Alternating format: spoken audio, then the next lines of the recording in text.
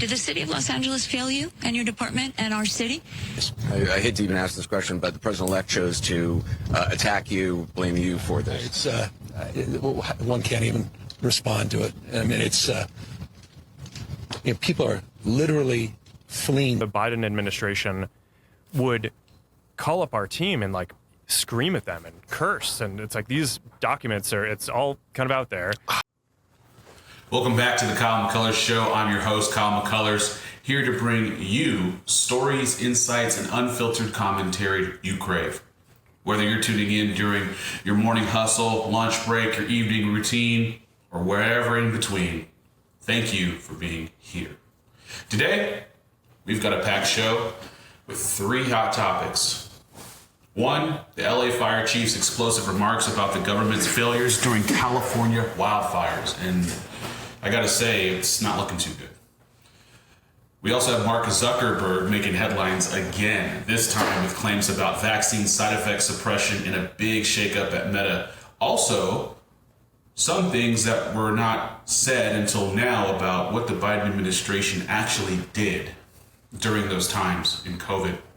And finally, for me, a personal note for no excuses and an inspirational rant about why there's no days off when you're chasing success. So, grab your coffee, grab your electrolyte, grab whatever it is that you need to eat, settle in, and let's dive in.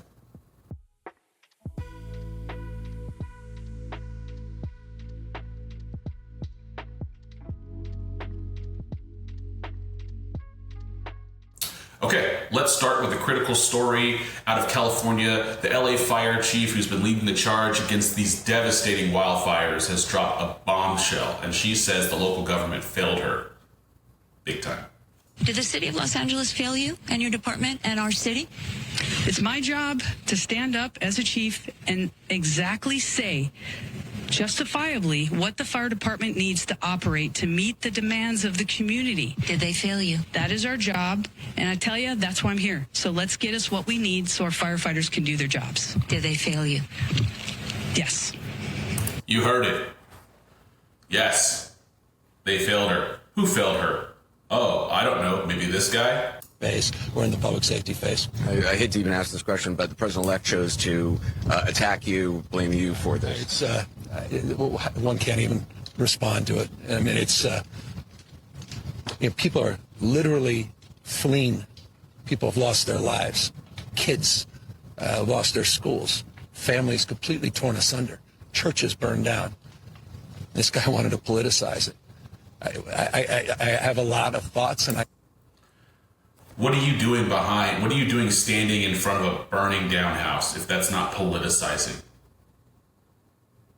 Him telling you and everyone telling you that you're to blame because you're the leader of the state, your decisions, your policies, your direction, your leadership is a direct result of what's happening.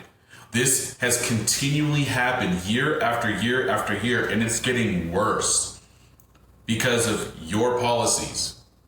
California, when are you going to stop voting for these fools? These Democratic idiots who do not know how to run a country, or excuse me, a state, a country too. Like, when are you going to wake up?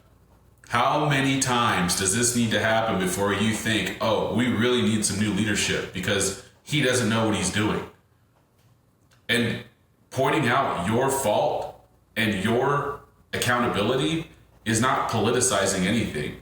What's politicizing is you standing in front of a burning house trying to deflect your total dropping of the ball of running the state of California and putting it on how people are fleeing. They wouldn't need to flee their houses. They wouldn't need to lose everything if you actually instituted policies that Trump actually told you years ago that you should do, which is capture the rainwater instead of diverting it into the Pacific Ocean to save a tiny species of fish called a smelt, which is ridiculous. But I digress. I know what I want to say. I won't. I stood next to a president of the United States of America today. Also, you knowing what you want to say but don't is not saying anything That's literally you trying to say, oh, I could bash Trump for all the stuff that he's done, which he's done a 10 times better job than you. Like, you suck at your job. And for the fact that you want to say, oh, I know what I say, but I won't, like you're taking the moral high ground, like you're on the moral high horse, is ridiculous, because you're not. You are governing a losing, failing state that used to be a great state, and you've done nothing but decimate it. And I was proud to be with Joe Biden, and he had the backs of every. Yeah, you're proud to be with the lowest approved president in modern history. You're proud to be with a president that you and your party ousted because he couldn't debate because he has dementia. He doesn't even know what state he's in. The fact that you're saying that you're proud to stand next to him and not to Trump is ridiculous. You should have took Trump's advice. You didn't, and you reap what you sow. Every single person in this community didn't play politics, didn't try to divide any of us. We're in the public. Now let's break this down. Wildfires have been ravaging the state for years, but this year the flames aren't just burning through forests. They're igniting debates about leadership and accountability. Because let's face it, Gavin Newsom sucks as a governor.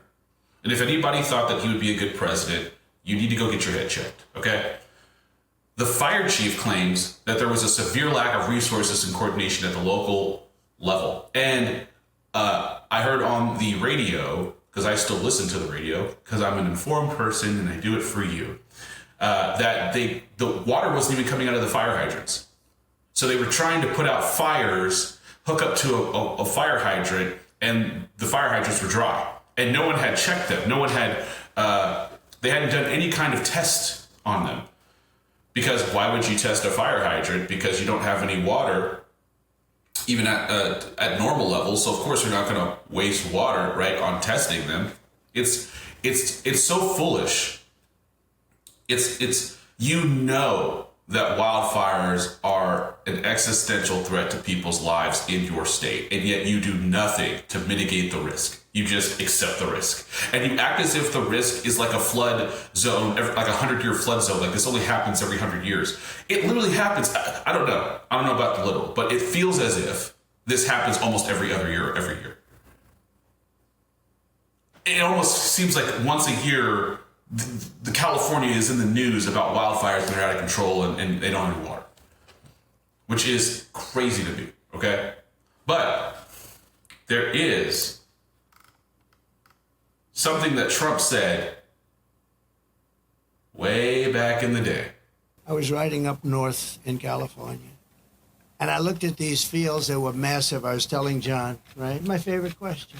I love that somebody would ask me this question, and I never told you to do it, right? Who are you with? Spectrum. Good. Spectrum. It's good. New, hot, right? It's hot. It's doing well, but that's because you ask good questions. So what happened, I'm saying why I look at this field, and it's massive, and in the middle of the field is a little spot of the most green, plush land you've ever seen. I said, and then I'd see another one. These little plots, like 1 and 2 acres, and you'd have 1,000 acres that's barren and dead and dark. And I said, what's the problem here? What is that green acreage? You know, the soil is unbelievably fertile, but they have no water. I said, so do you have a drought? No, we don't have a drought. We have the water is cut off upstate, up in the north. You know that? And the water, in order to protect a certain little tiny fish called a smelt, they send millions and millions of gallons of water out to the Pacific Ocean way up north. Never even gets close to here. And you know, in Los Angeles and Beverly Hills, all these rich areas, they want to give you like 38 gallons of water to use. You buy a house for a lot of money and then you're allowed to use 38 gallons of water. But you have no water down here. And the reason you have no water, you have the canals. The reason you have no water is because Gavin Newsom didn't want to do it. I had it all done. I had the Department of Commerce at the time. Believe it or not, they're the ones that rule on this particular issue. So you have millions of gallons of water pouring down from the north with the snow caps in Canada and all pouring down. And they have essentially a very large faucet. And you turn the faucet, and it takes 1 day to turn it. It's massive. It's as big as the wall of that building right there behind you. and you turn that, and all of that water goes aimlessly into the Pacific. And if they turned it back, all of that water would come right down here and right into Los Angeles. They wouldn't have to. So here's my question. Is this just another case of bureaucracy tripping over itself, or is there something deeper here? Are we prepared to face what could become an annual crisis because the people seem to just want more democratic punishment? Let me know what you think. Hit me up on Twitter or social media. I think I'm only on Twitter right now. I'm not on Facebook. I'm on YouTube right now. So leave a comment in the comments. Follow, subscribe, do all those good things. Let's talk about Mark Zuckerberg.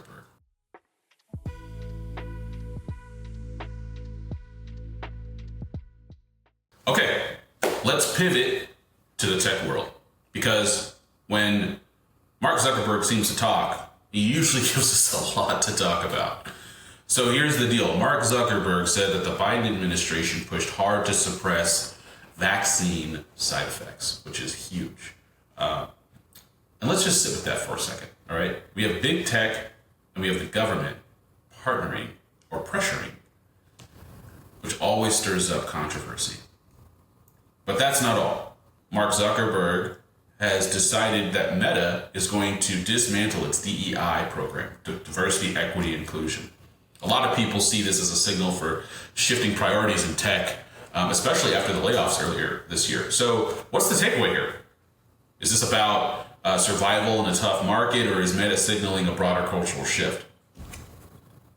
I don't know, but check this out. At the beginning, it kind of seemed like, okay, we should give a little bit of deference to the government and the health authorities on how we should play this. But when it went from, 2 weeks to flatten the curve to, in the beginning, it was like, okay, there aren't enough masks. Masks aren't that important. To then it's like, oh no, you have to wear a mask. And, everything was shifting around. It just became very difficult to kind of follow. And this really hit the most extreme, I'd say, during the Biden administration when they were trying to roll out the vaccine program. And I'm generally pretty pro rolling out vaccines. I think on balance, the vaccines are more positive than negative. But I think that while they're trying to push that program, they also tried to censor anyone who is basically arguing against it. And they pushed us super hard to take down things that were true. Right. I mean, they basically pushed us and said, anything that says that vaccines might have side effects, you basically need to take down. And I was just like, well, we're not going to do that. We're clearly not going to do that. I mean, that is kind of inarguably true. Who is they? Who's telling you to take down things that that talk about vaccine side effects? It was people in the Biden administration. These people from the Biden administration would call up our team and scream at them and curse, and it's like these documents it's all kind of out there. Oh, did you record any of those phone calls? I don't think we but I think I want to listen. I mean, there are emails. the emails are published. It's all kind of out there, and they're like, and basically it just got to this point where we were like, no, we're not gonna take down things that are true. That's ridiculous. They wanted us to take down this meme of Leonardo DiCaprio looking at a TV talking about how 10 years from now or something, you're going to see an ad that says, okay, if you took a COVID vaccine, you're eligible for, for this kind of payment, this sort of class action lawsuit type meme. And they're like, no, you have to take that down. We just said, no, we're not going to take down humor and satire. We're not going to take down things that are true. And then at some point, I guess, I don't know, it flipped a bit. I mean, Biden, when he gave some statement at some point, I don't know if it was a press conference or to some journalists, where he basically was like, these guys are killing people. And I don't know, then all these different agencies and branches of government basically just started investigating and coming after our company. It was brutal. It's hard for me to give him the benefit of the doubt. Did he have pressure? I'm sure he did. But, remember, he was a lefty.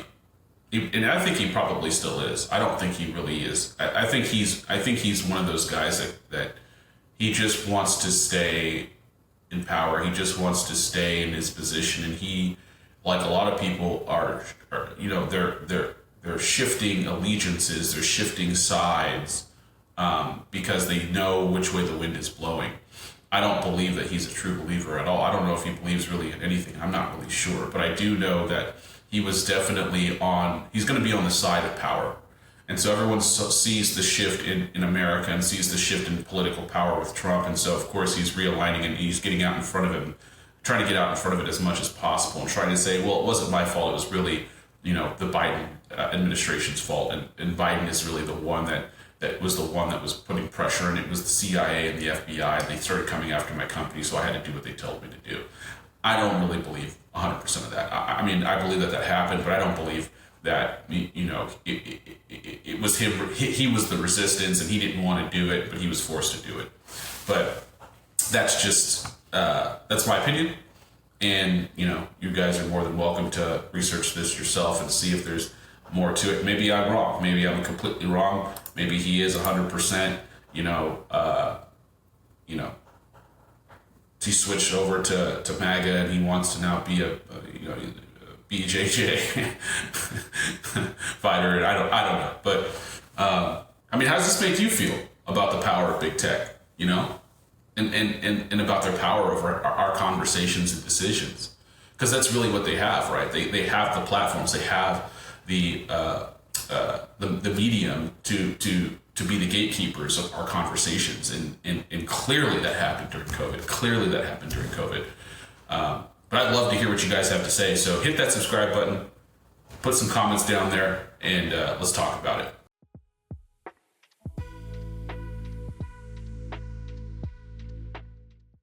Okay, well, I don't want to just leave you with a bunch of craziness out in the world. I want to leave you with some inspiration. And I want to talk about the grind, all right? And here's the truth. There are no days off, none. Every single day, you got to pay for it, right? Every single day starts new. And there's a great thing I read. I don't know if it was in Psychology of Money or something else that I read, but it was in a book that I read, so go read. But it talked about how if you improve 1% every day in a year, you're 37 times, 3,700%. You're 37 times better than where you started. And, success doesn't hand out participation trophies. You only get one life. And every single day you have to show up. And, when I'm in the gym, I think about it constantly. I think about constantly thinking, I repeat to myself every single day. Every single day.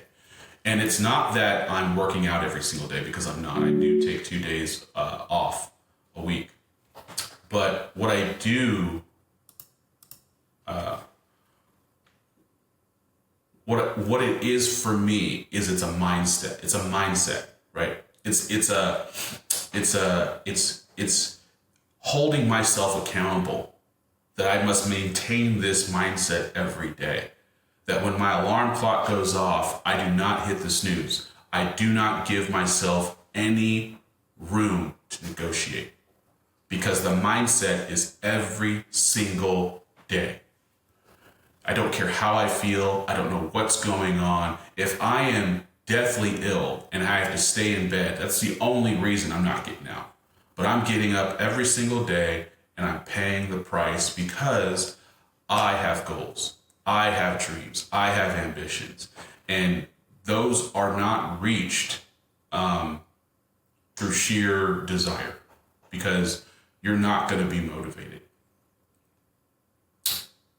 You have to learn, you have to teach yourself to do things when you don't feel like doing them. And for me, the thing that opened up my mind was when I heard somebody say, you don't have to be motivated to do. You don't have to be motivated to do. And it was just like this, it was like this permission. I can't even describe it to you. I never even thought about that. I always thought I needed to be motivated. I need motivation. I need this to do this. But when I heard that, it was something just clicked inside of me where it was just like, you're right. Wow. I don't need to be motivated. I'll just do it. And you know what? Changed my life. So here's my challenge to you. Tomorrow morning, when your alarm goes off, what are you going to do? Snooze? Or get up, pay the price, and get your dream? Let me know in the comments how you're leaving up. Let me know in the comments how you're living.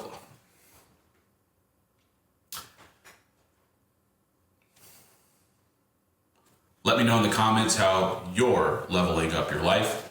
And if this hits home and this episode with someone needs to hear it, gosh, I'm not doing too good on camera right now. All right. Let me know in the comments how you're leveling up your life. And if this hit home for you, share this episode with someone who needs to hear it. If you enjoyed this mix of commentary, news, and inspiration, don't forget to hit that subscribe button. And hey, engage with me, leave a comment, share your thoughts, or just say hi. Until next time, remember, the grind never stops. Stay sharp, stay focused, and keep leveling up. I'll catch you on the next episode.